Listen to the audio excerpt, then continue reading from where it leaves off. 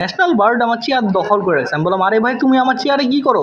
আরও একটি নতুন ভিডিওতে আপনাকে স্বাগতম। আমি রেদওয়ান নন্দন পার্কে জব করি। পার্কে আসা মাত্র সরাসরি চলে যাই রিসোর্টে যাওয়া মাত্রই দেখি যে হঠাৎ বৃষ্টি।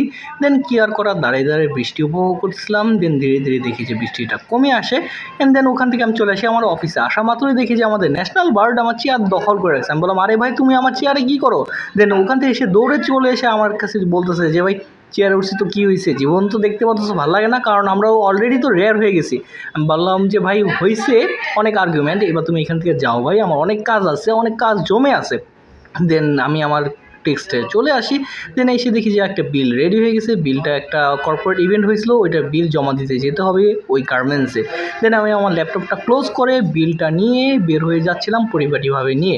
দেন যখন যাচ্ছিলাম তখন দেখি যে আমি একটা জঙ্গলের ভিতর দিয়ে যাচ্ছিলাম, এবং এই গার্মেন্টসটা একটা জঙ্গলের ভিতরে করা হয়, কিন্তু অনেক ইন্টেরিয়র ডিজাইন এত জোস ছিল ভাই। আমি একটা গার্মেন্টস ইন্টেরিয়র ডিজাইন এরকম ভাবতে পারিনি যে এত সুন্দর। এদের যে পোশাকের ডিজাইনগুলো ছিল সেগুলো ইউনিক ছিল।